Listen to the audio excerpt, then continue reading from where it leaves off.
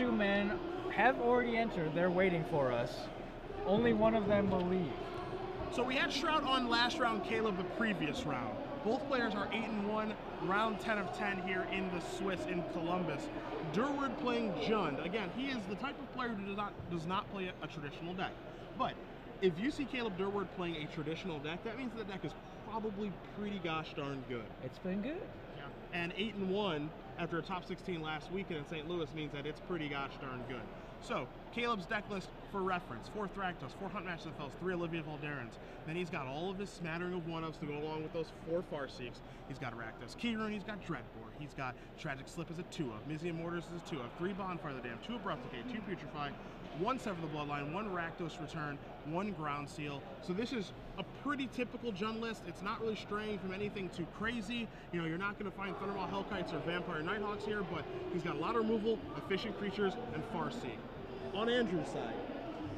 Oh, he's got a creature base that starts with 3 Avacyn's Pilgrim, 2 Arbor Elves for acceleration, 4 Voice of Resurgence, and 3 Lockstone Smiters is kind of the meat. Then he has 3 Restoration Angel, 4 Thragtusk, getting towards the top end, then 2 Prime Speaker Zagana, the card the deck is named after, and singletons of Aetherling and Angel of Serenity. Now for his spells, he's got 4 Farseeks to accelerate as well, 3 Garruk Relentless, 2 Jace Architect of Thought, 2 Sphinx's Revelation, and 2 Selesnya Charms. I think that's going to be a big key in this game 1. Selesnya Charm is really his only way of interacting with Olivia Voldaren, who is a big, big threat if it sticks and grows. Yes.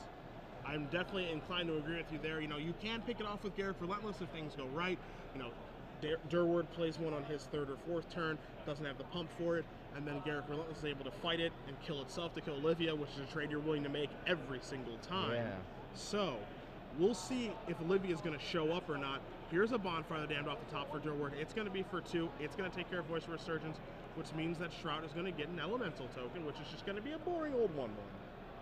So in the early part of the game, we saw Andrew Shrout lead with a turn 1 Avacyn's Pilgrim, which Caleb immediately killed with Tragic Slip, and then Caleb has followed up with a Farseek, and now bonfired away that Voice of Resurgence.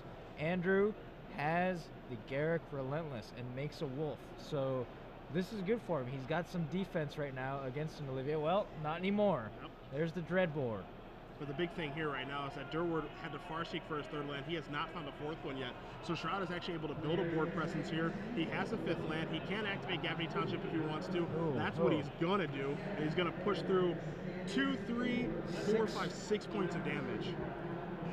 And this could end very quickly. Caleb Durward, he finds the 4th land. Is it enough? He's got the Olivia Voldaren, but he's going to have to...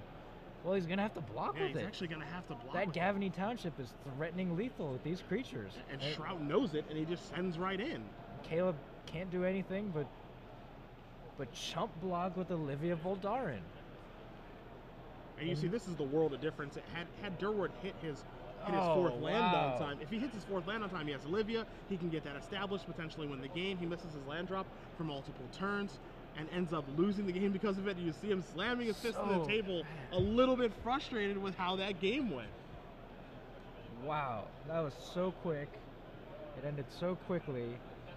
And Shrout's deck doesn't even really kill that quickly. The times that we've had on camera, he's grinding his opponent down, you know, drawing a bunch of cards with Prime Speaker and Sphinx's Revelation, and just that quickly, Voice of Resurgence plus Garruk making a wolf, Gavany Township, that adds up damage very, very quickly, and it put Durward in a situation where he actually had to chump block with Olivia Voldaren and be able to shoot and take things over. Gavany Township, absolutely key there for that victory. Yes. So, we're going to take a look at the sideboards here. Durward is going to be up first.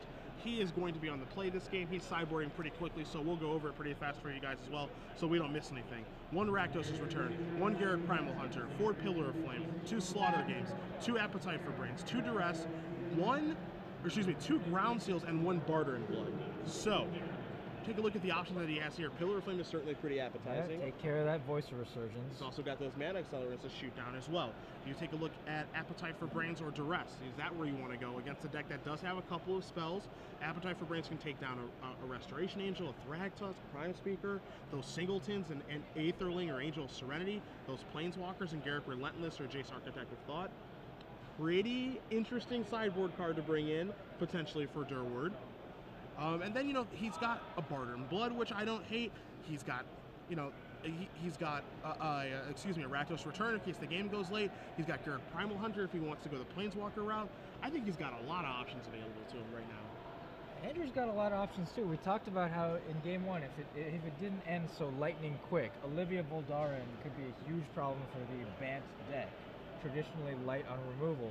Well, Andrew can bring in all the removal he wants for Olivia. So he's got a third copy of Selesnya Charm. He's got a Silklash Spider, 2 clones, which will still Legend Rule.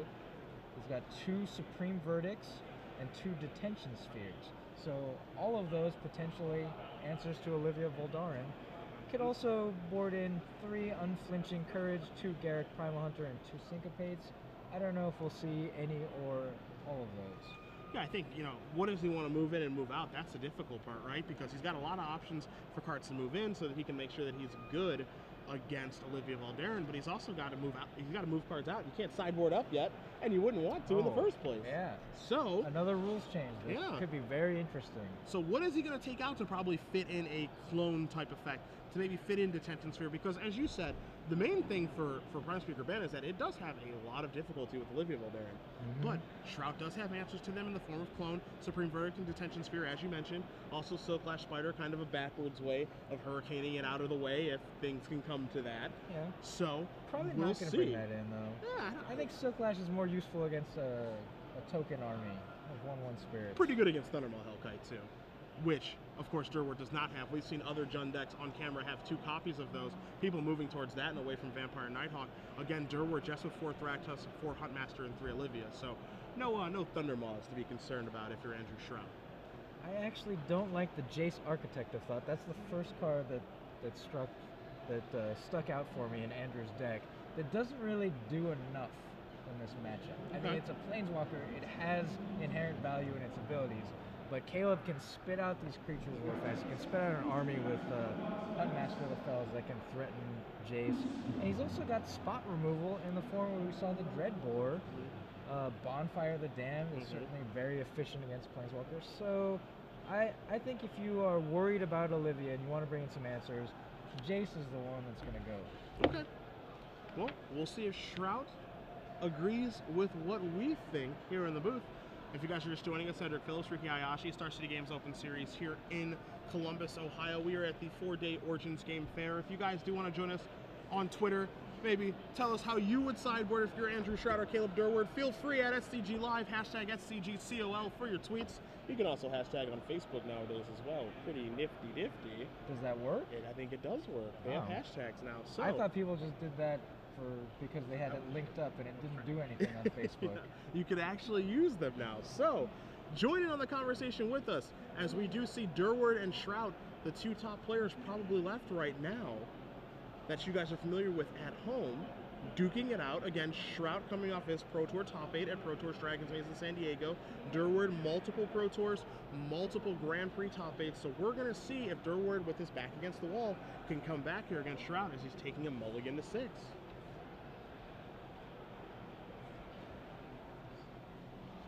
So table number 3, we've been told.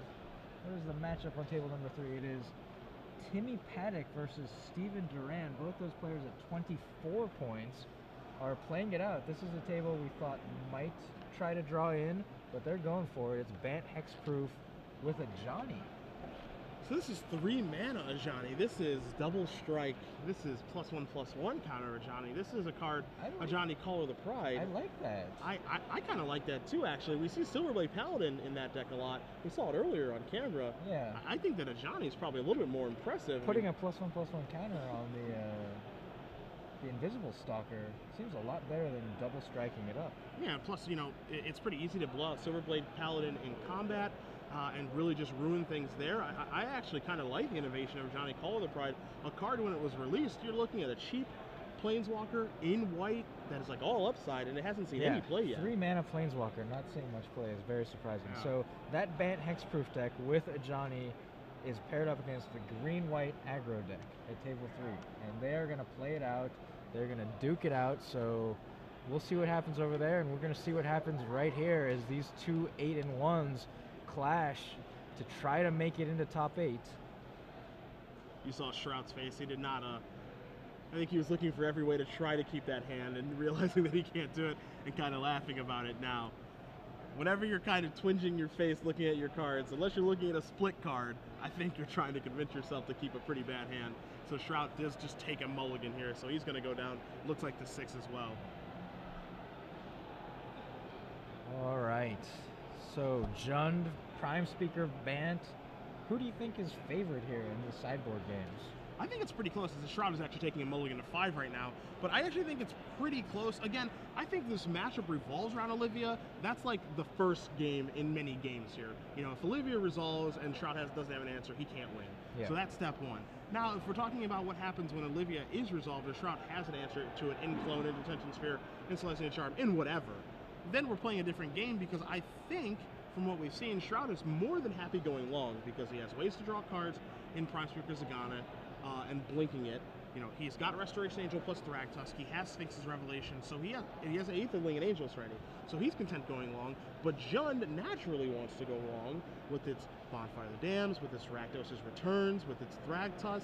So someone has to play the aggressor here, or at least break serve, and we'll see who it's going to be, because I don't really know who it favors, honestly, when we go long. And again, Caleb, respecting the Mana Elves, uses a Pillar of Flame on that Avacyn's Pilgrim. Yeah, and we knew he was going to bring those in, right? He's got 4 of them in his sideboard. Shrout has 4 Voice of Resurgences. The fact that it cleans up Avacyn's Pilgrim and Armor Elf is just icing on the cake. Yeah, but Andrew Shrout accelerates through that anyway with a Farseek. Durward with the Buddy land draw. Doesn't have a Ravnical Duel or a basic Swamp or Forest. Let those lands come into play untapped. So both of these guys, due to their mulligans, kind of fumbling along a little bit. Yeah, and the fact that he played a Woodland Cemetery on turn 3 means he probably has another Buddy land on turn 4. Yeah. He's not going to be able to drop a 4-drop on the proper turn. So Shrout, even though he's on a mulligan to 5 and was on the draw, has a Garruk Relentless. It's going to pump out a Wolf token. So can Caleb deal with this Planeswalker? Because it looks like he's going to have to Farseek for a land. Something that we saw in the last game from him, too. Yeah, this is...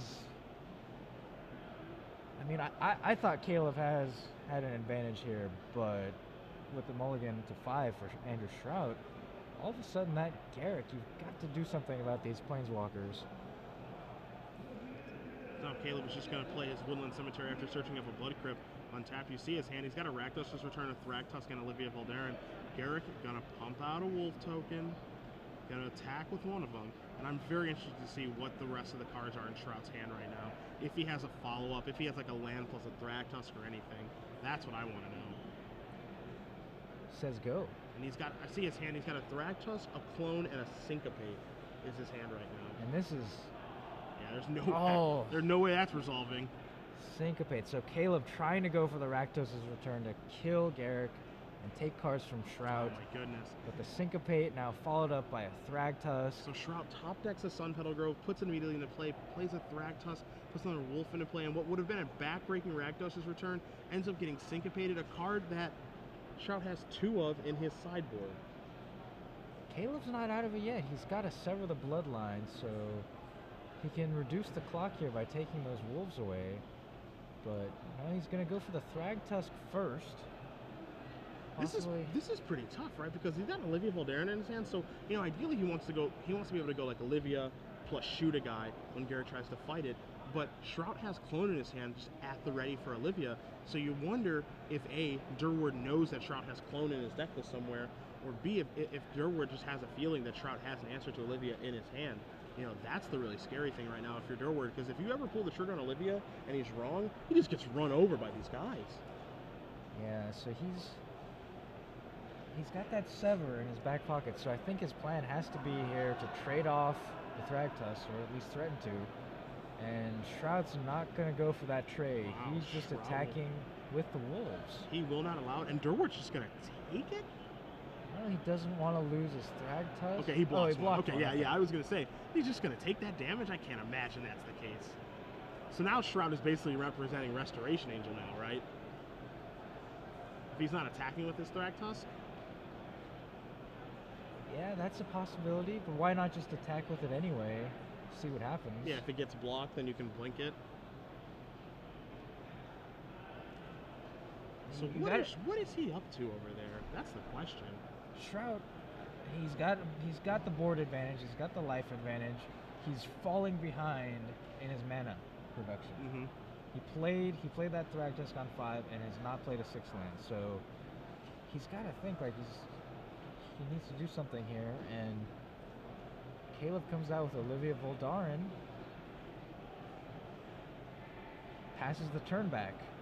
Yeah, and so it is there's Restoration Angel. There's the Resto Angel. Okay.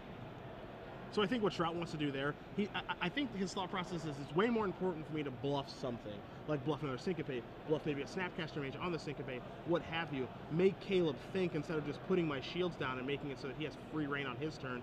And now he's going to cast a clone, which absolutely ruins Durward, because there goes Olivia now. We might see a shot here from Durward to turn something into a vampire, but this is like a huge turn.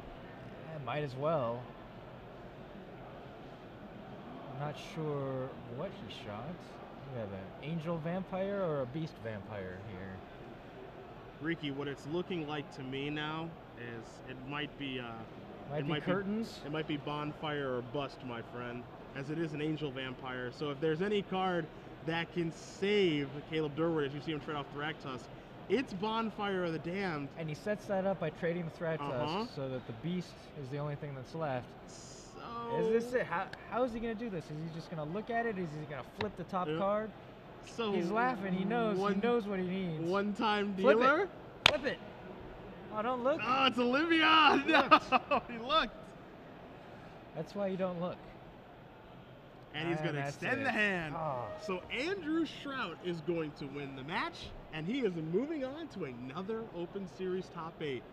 Congratulations to him and his Prime Speaker Bant deck. Caleb Durward, another heck of a weekend, but he comes up short one more time. Again, Ricky, top 16 last weekend in St. Louis with Jund. Just misses out on it this weekend again with Jund. He's found a deck that he likes, but Andrew Shrout has been playing Prime Speaker Bant for a very long time. You see it with the way he plays it with the deck. You see the way he kind of matriculates his way through the games, and he is 9-1 and in the top 8. Certainly is, but my question to you is Caleb completely out of the picture? Because we were told that Table 3 was playing it out, they were not IDing, and if they do play it out and one of them moves up and one of them stays the same, maybe Caleb's tiebreakers are good enough that 8 and 2 is going to get him into the Now top. that is a very interesting question. Caleb Durward coming into this round was in 10th place with, look at his tiebreakers, his tiebreakers are at 61%, so you know, I am no math scientist, as my friends like to say, but I would be very surprised if he's able to make the top 8 at X and 2, being in 10th place this round. But as you said, Table 3, places 5 and 6 are playing, so you know, you've got John Wallace in